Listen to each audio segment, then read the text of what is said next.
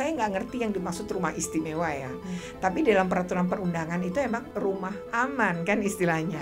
Kalau dibilang tersenyum itu tidak menggambarkan perasaan anak. Memang betul ini ada masalah hubungan ibu dengan anak. Tetapi negara kan ngelindungi hak-hak loli yang lain. Kayak netizen ini berpikirnya orang dewasa. Bagi yang kemudian memaki-maki, loli itu ngerasa bisa mandiri. Netizen yang menyebut bahwa seolah-olah itu nggak tahu diri, nggak merasa berterima kasih. Tanpa kehadiran ayah dan tanpa kehadiran ibu, lalu kemudian dia salah, wajar. Anak itu bisa salah, boleh salah, bisa salah, pernah salah. Nih kita juga harus bersyukur punya anak sekuat loli.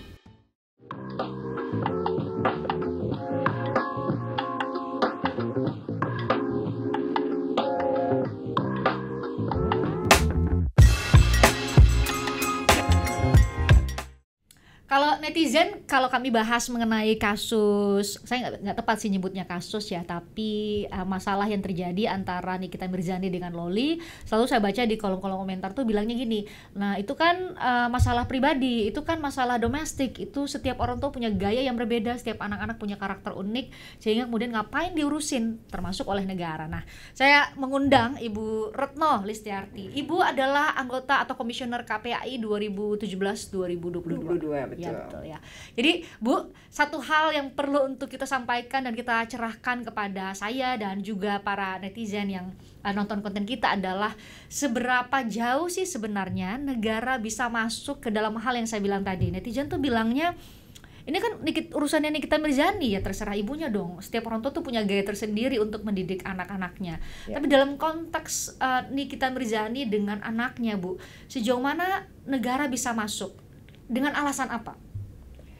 Pertama sih alasan utamanya adalah kepentingan terbaik bagi anak. Karena Indonesia ini menandatangani konvensi hak anak. Di dalam konvensi hak anak itu yang kita sudah ratifikasi, itu kan sudah tertuang dalam Undang-Undang Perlindungan Anak. Nah, di Undang-Undang Perlindungan Anak itu memang ada prinsip yang harus diangkat, itu adalah kepentingan terbaik bagi anak.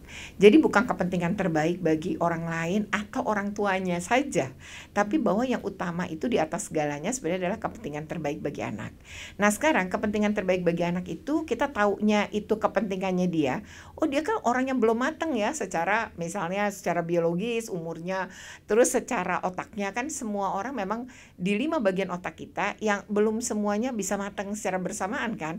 Ada proses. Nah, otaknya anak yang matang dulu tuh otak perasaan.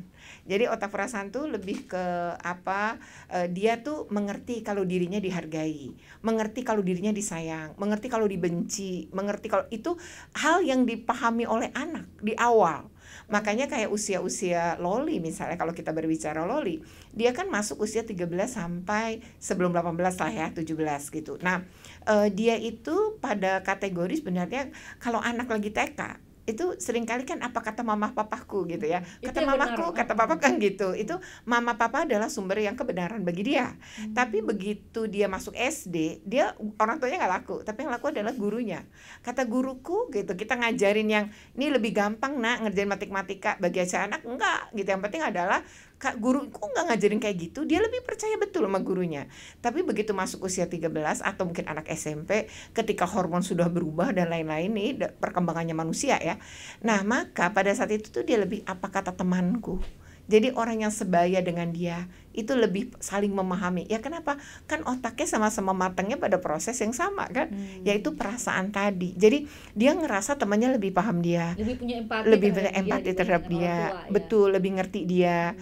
Terus jadi patokan, kok enaknya jadi anaknya di mamahnya punya mamah kayak gitu atau punya papa kayak gitu. Ini enak banget jadi dia gitu. Jadi ukurannya adalah teman gitu. Tapi kenapa aturan menetapkan bahwa itu kepentingan terbaik bagi anak?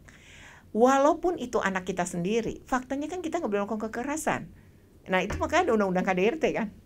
Karena walaupun anak kandung terus kayak dipukulin, itu kan urusan keluarga, itu cara dia mengasuh, kan nggak boleh kalau kekerasan. Nah, artinya sama dalam konteks yang seperti ini pun gitu. Bagaimana negara hadir? Memang lewat regulasi, lewat aturan. Nah, tapi negara kan juga menyediakan, misalnya ya, ketika bicara rumah aman, kan itu bentuk kehadiran negara. Jadi negara menempatkan plus memberikan psikologi adalah bentuk kehadiran negara. Jadi negara bisa hadir, bisa termasuk terkait pengasuhan. Jadi misalnya kan ada ya informasi katanya dia pingin ganti diadopsi oleh salah seorang pengacara dalam dengan kata lain kan ganti orang tua nih gitu kan. Karena dia ingin orang tuanya ya si Pak Rasman ini gitu kan. Maka dia minta itu diadopsi. Nah kemudian bagaimana gitu dengan ini, itu kan juga menjadi polemik yang saya lihat ya di media sosial. Kan dia masih di bawah pengampuan ibunya nih, nggak boleh. Karena dia masih anak-anak nih gitu, masih anak. Nah sebenarnya dalam proses pengasuhan kan itu ada namanya PP pengasuhan ya. Jadi peraturan pemerintah terkait dengan pengasuhan. Pengasuhan itu kalau terkait dengan adopsi, sebenarnya memang anak tuh sebaiknya diadopsi pada keluarga gitu. Nah maka di aturan ini tuh boleh kalau ayah ibunya tidak mampu. Atau bisa jadi tidak mampu itu bukan soal ekonomi, tapi bisa juga karena kondisi misalnya orang tuanya harus mendekam di penjara, atau misalnya orang tuanya mengalami gangguan kejiwaan, kan harus dirawat di rumah sakit jiwa. Nah pada kondisi seperti itu anak siapa nih yang ngasuh? Nah di dalam di dalam PP pengasuhan sebenarnya ada 3 derajat. 3 derajat tuh gini. Apakah dia dari kakek nenek kedua belah pihak. Kalau dia punya ayah ibu kan dua-duanya punya kakek nenek nih.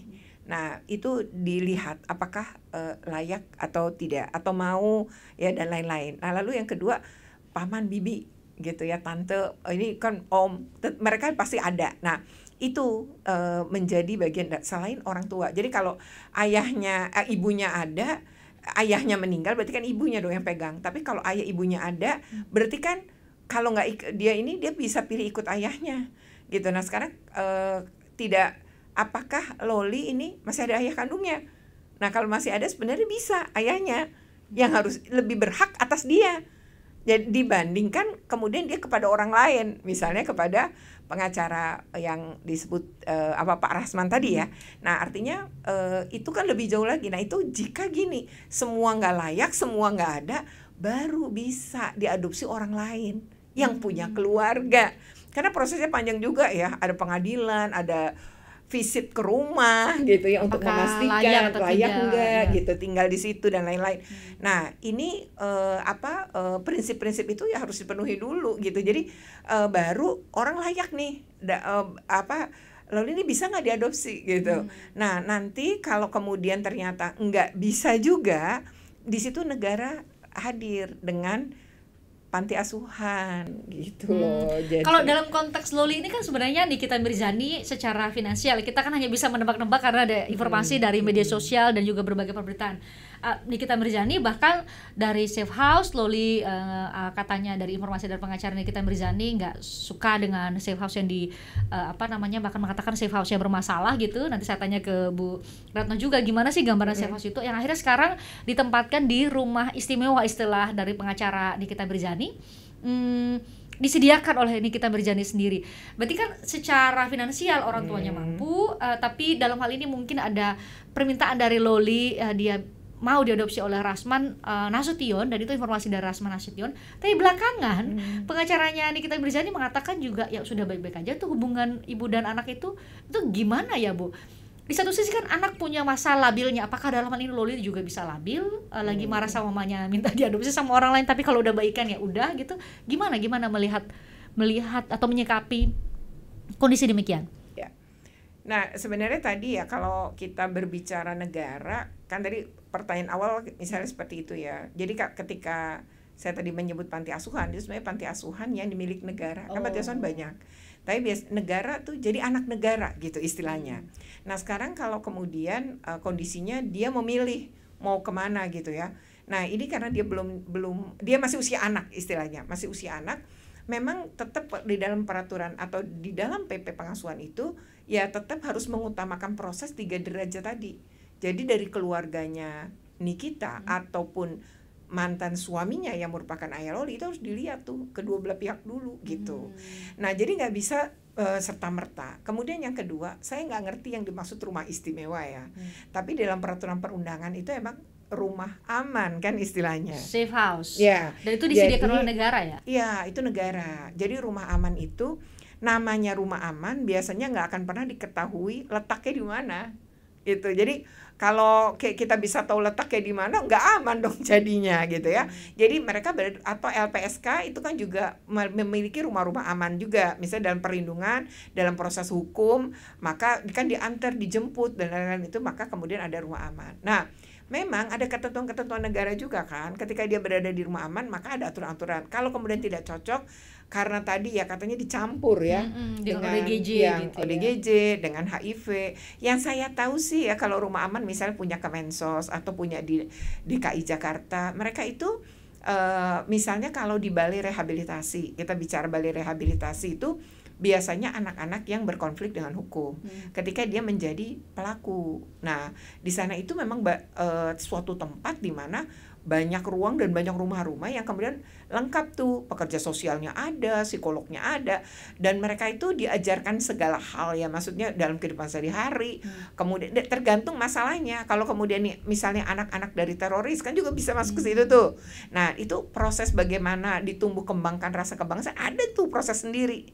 Negara bisa ngelakuin itu gitu. Maksudnya negara hadir tuh, negara ngelakuin itu saja.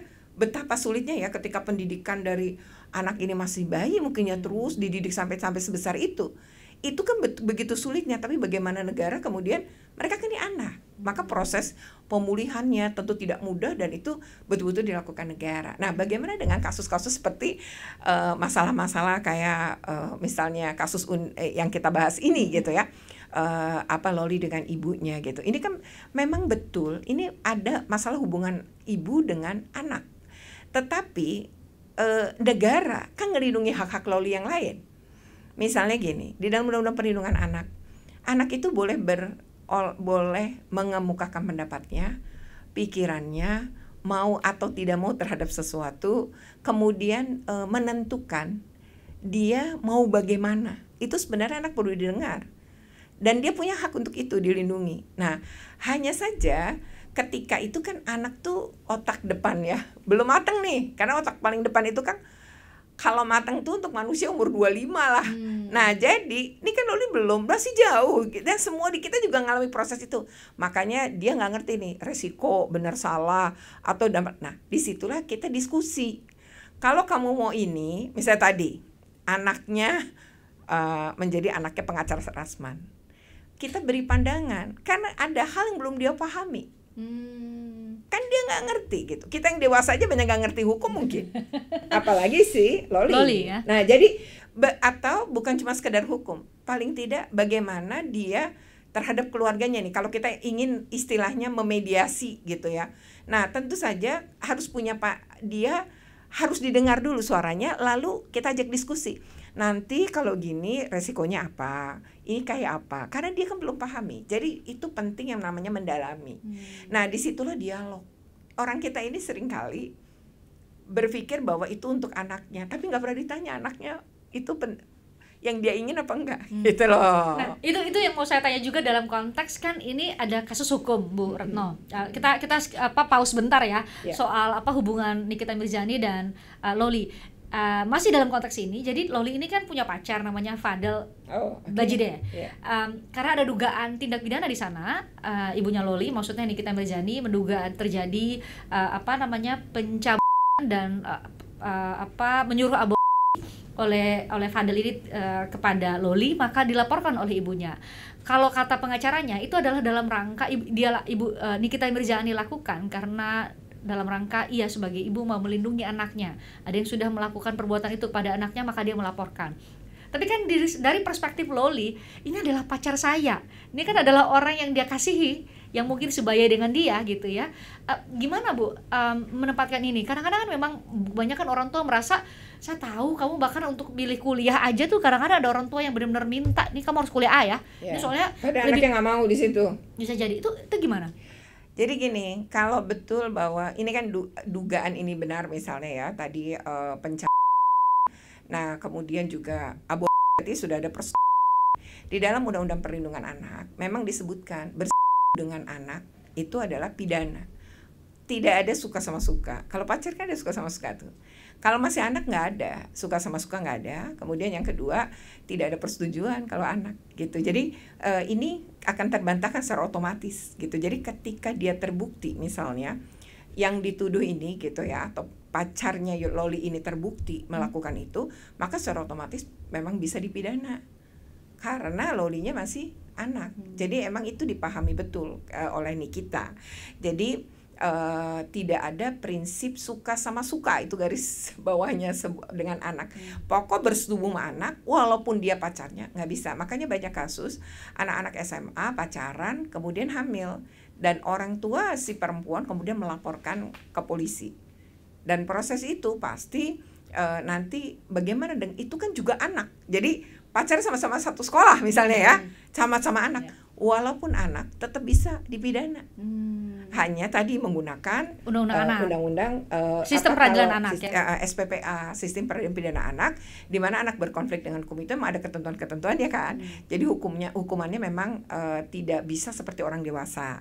Jadi dia setengahnya gitu. Misalnya tuntutannya 15 tahun, berarti tuntutan untuk dia 7,5. Belum tentu hakim memutuskan 7,5 juga, bisa di bawah kan gitu. Tapi tuntutannya maksimal tuh separuhnya kan dari orang dewasa. Nah kemudian juga anak ini nanti ketika proses gitu, proses hukum yang menjadi pelaku, kalau dia juga masih anak kan diperlakukan begitu. Tapi kalau dia udah bukan anak maka diberlakukanlah KUHP. Nah untuk KUHP berarti hukumannya kan lebih berat karena Lolinya masih anak. Jadi korbannya pakai Undang-Undang Perlindungan Anak, si pelakunya kemudian menggunakan KUHP. Nah karena ini Undang-Undang Perlindungan Anak, anaknya korbannya biasanya karena Undang-Undang Perlindungan Anak ini namanya lex specialis, maka digunakanlah patokan di dalam Undang-Undang Perlindungan Anak. Jadi untuk kasus ini 15 tahun ya bisa kena gitu, 15 tahun kalau dia orang dewasa. Tapi kalau dia masih usia anak, separuhnya tuntutannya gitu. Itu aja sih. Jadi memang ketika anak jadi korban digunakanlah Undang-Undang Perlindungan Anak. Tapi kalau anak menjadi pelaku digunakannya Undang-Undang Sistem Peradilan Pidana Anak. Ya, gitu. Memang itu udah ketentuan kan di negara ini. Itu dari perspektif hukum, Ibu katakan bahwa sudah benar kita berjani menempuh itu. Dari perspektif psikologi Loli sendiri, Loli bagaimanapun yang dilaporkan oleh ibunya, ini kan lagi berkonflik sama ibunya.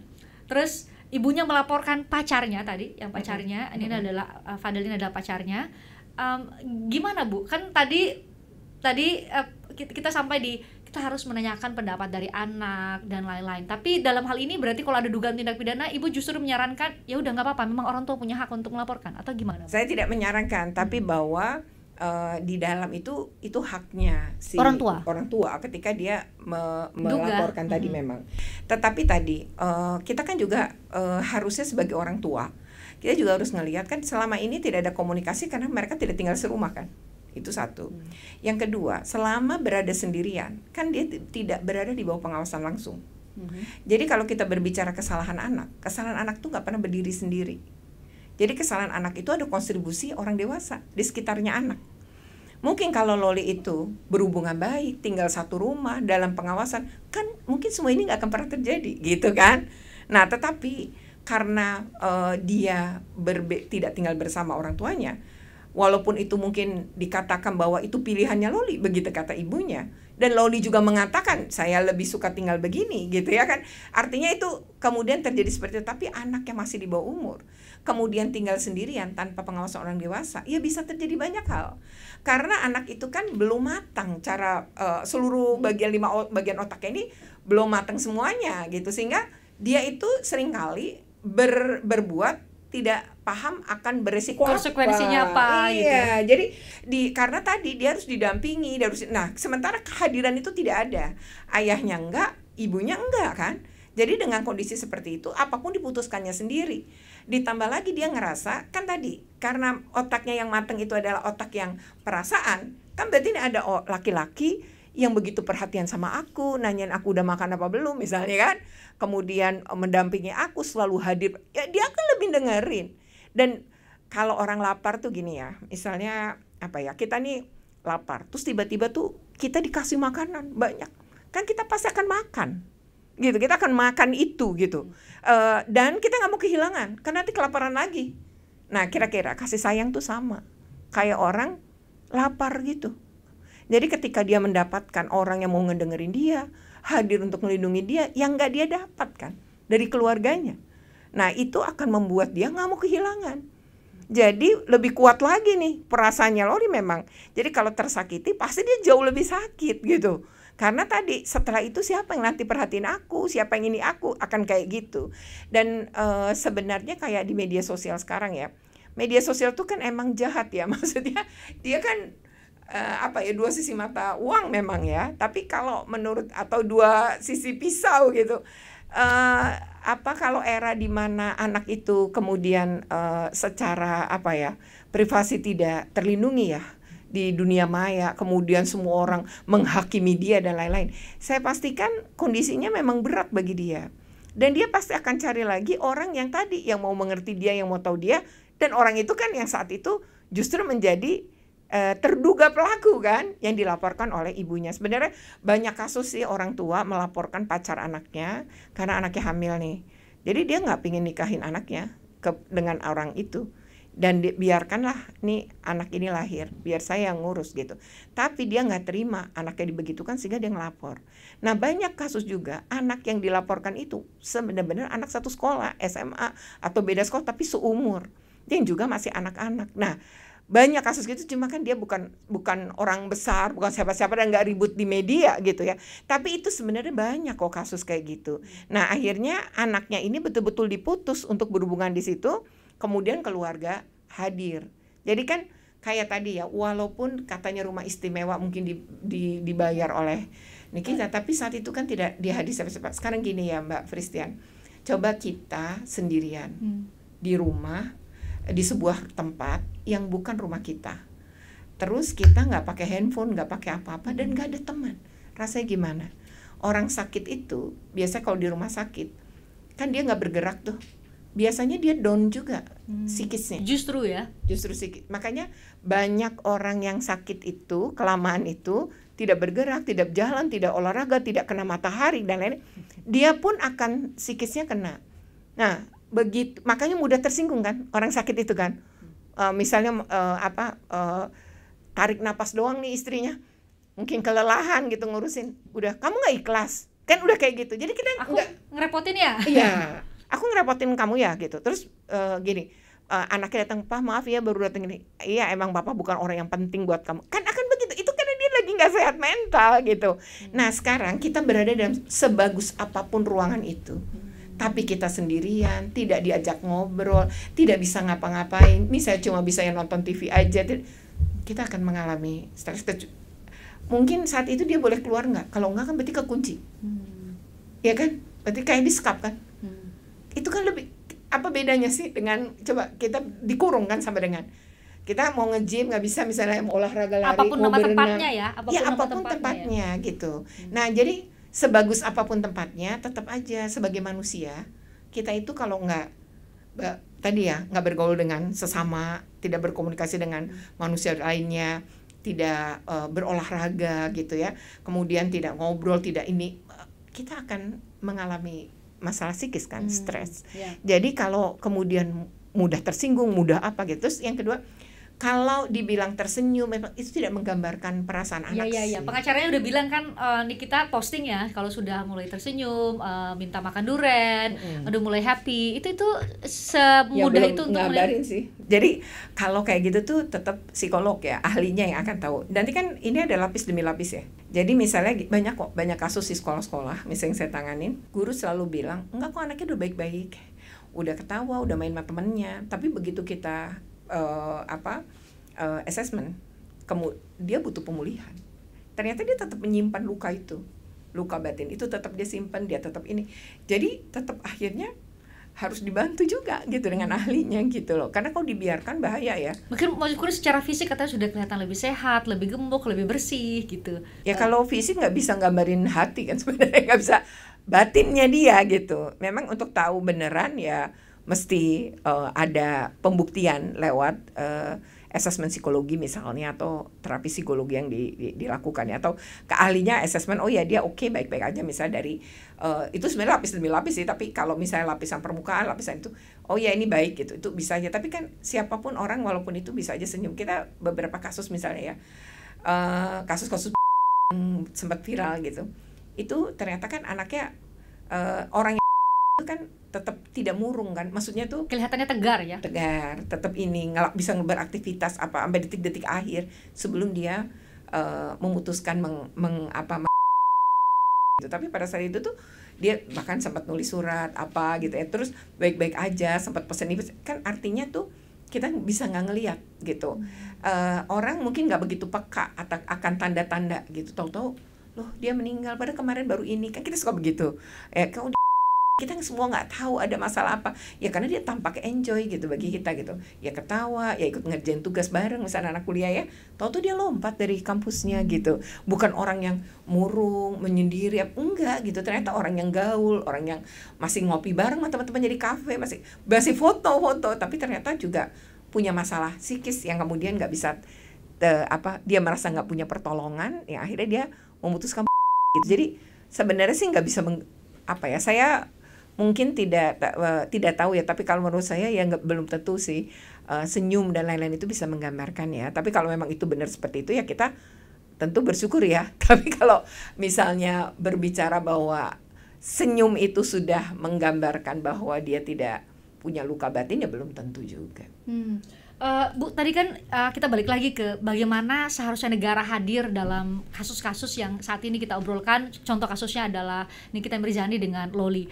Ini kan sudah dibawa ke safe house, tapi kemudian Nikita adalah keluarga yang cukup mampu untuk menghadirkan atau menyediakan rumah istimewa. Katanya ada psikolog juga kok Bu yang mendampingi, betul, yang asesmen, unit PPA dari Polri juga bisa, kemudian juga dari pihak-pihak lain yang diizinkan oleh Nikita Mirzani.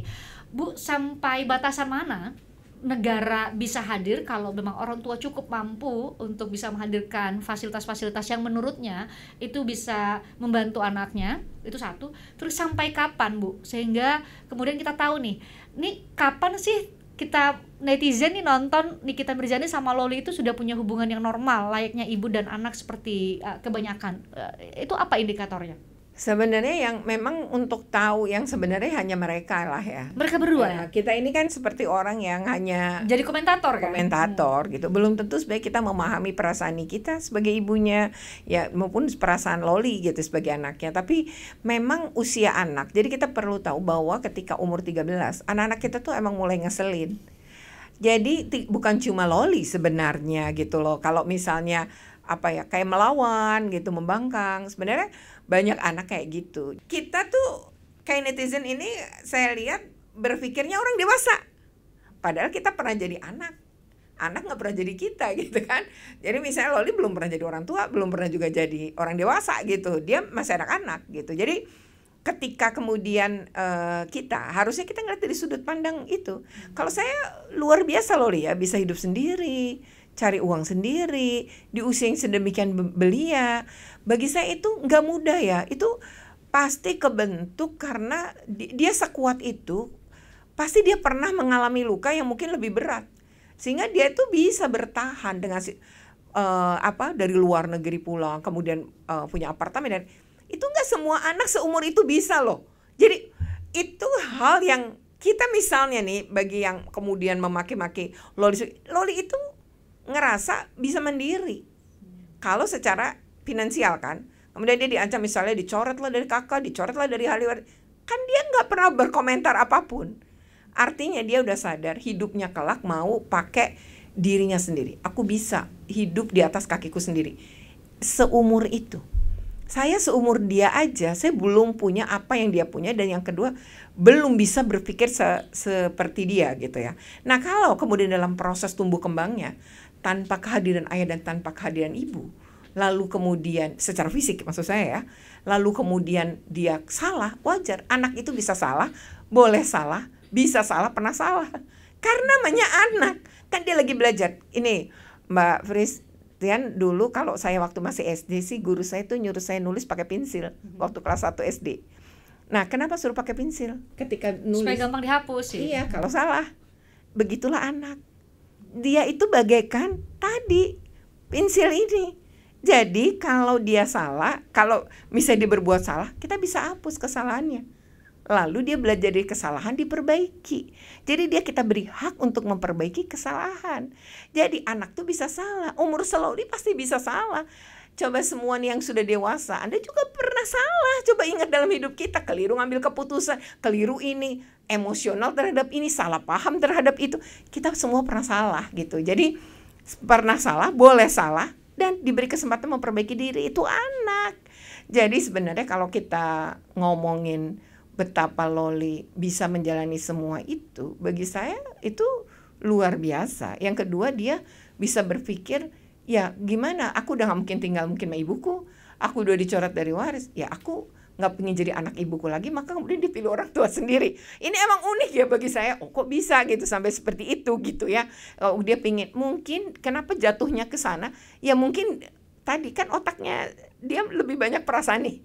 Ini orang lebih bisa mengerti saya, mungkin gitu kan cara dia memandang. Belum tentu nih orang baik atau enggak, dia nggak bisa ngelihat itu, belum sejauh itu. Dia nih orang mengerti saya. Mungkin saya kalau berada di bawah pengasuhannya, saya jadi lebih jauh, lebih baik, dan saya mungkin bisa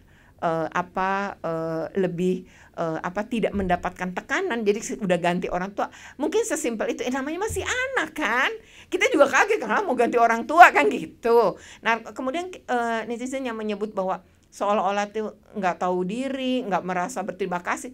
Saya rasa namanya anaknya, pertama dia nggak minta dilahirin, dia juga nggak bisa milih kita tuh ayah ibunya, kan nggak bisa milih.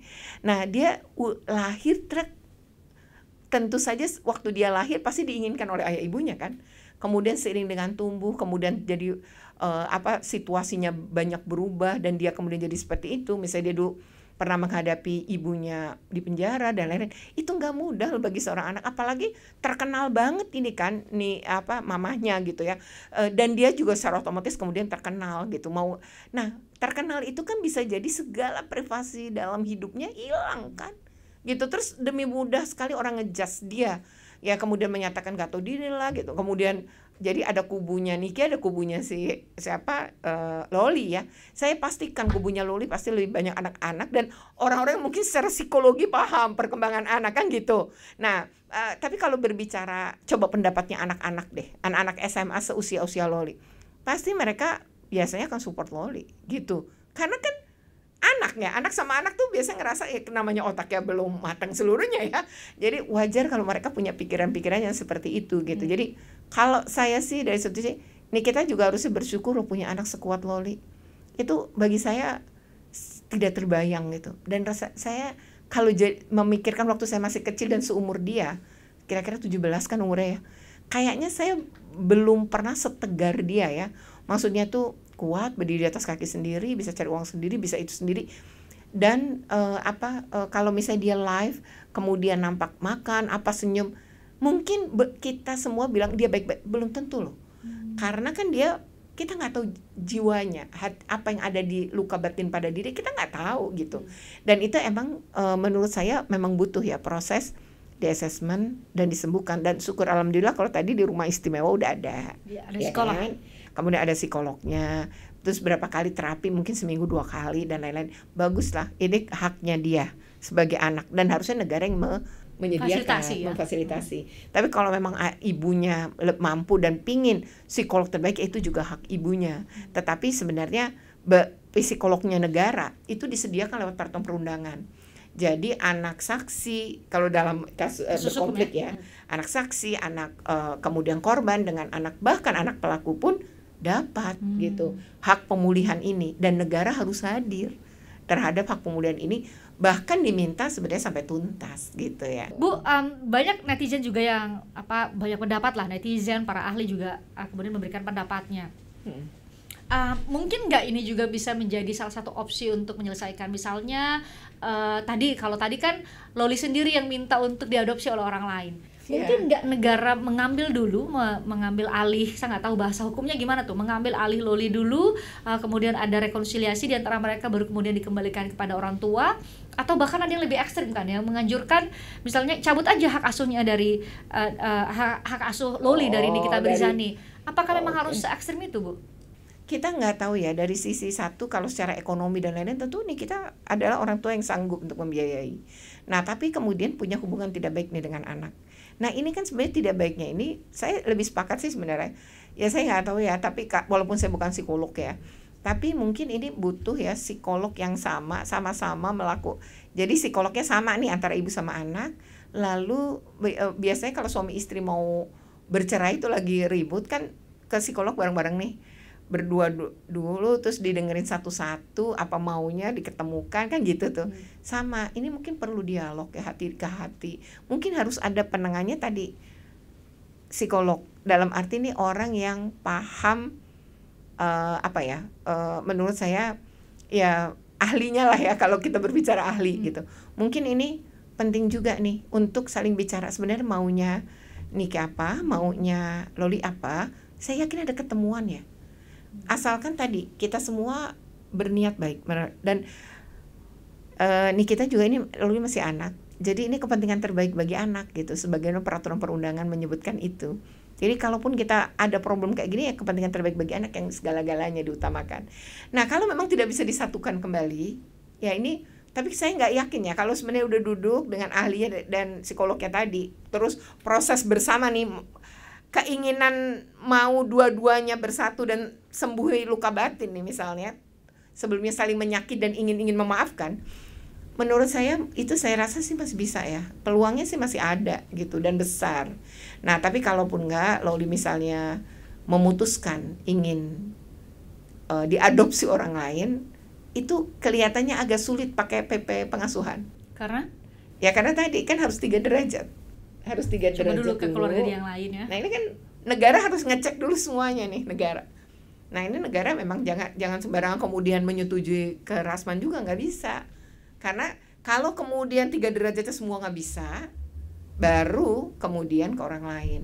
Nah mungkin tawarannya gimana nih? Ada nggak kakek nenek, paman bibi yang mungkin lebih dekat dengan Loli yang bisa ke sana Lolinya, jangan ke orang lain yang nggak ada hubungan 3 derajat tadi gitu. Menurut saya yakin ada lah nih, kita kan pasti punya keluarga ya, ayah ibunya atau dari ayahnya siapa, Loli ya, kalau masih ada keluarganya mungkin di situ kan juga bisa gitu menjadi orang tua asuh bagi Loli. Jika memang Loli tidak mau kembali pada Nikita, kan kita nggak bisa juga nyatuin orang yang udah nggak bisa bersatu, kan nanti malah jadi saling menyakiti juga ya. Terus menerus lagi kalau itu terjadi. Nggak sehat mental nanti, jadi berdampak buruk nanti. Jadi lebih baik kan serahkan tapi pada keluarga harusnya kalau di PP pengasuhan. Nggak bisa sih orang lain kayak ini tiba-tiba mau mengadopsi ya, kecuali yang 3 keluarga nggak bisa, orang lain bisa. Baru orang lain. Itu pun dengan assessment ya. Lagi-lagi Bu Retno mengingatkan tadi demi kepentingan anak, yang diperhatikan adalah anak. Demi kepentingan anak yang terbaik buat anak.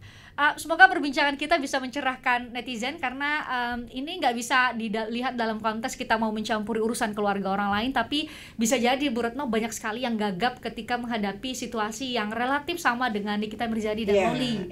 Itu betul. Kenapa kemudian kami terus-menerus membahas ini, karena ini kan bukan pelajaran yang bisa diterima di sekolah ya, menjadi orang tua maupun menjadi anak. Nggak ada sekolahnya untuk orang tua. Nggak ada sekolahnya, makanya mungkin semoga wawancara kita bisa memberikan manfaat. Makasih Bu Retno udah hadir. Terima kasih, sehat selalu buat Anda ya. Terima kasih.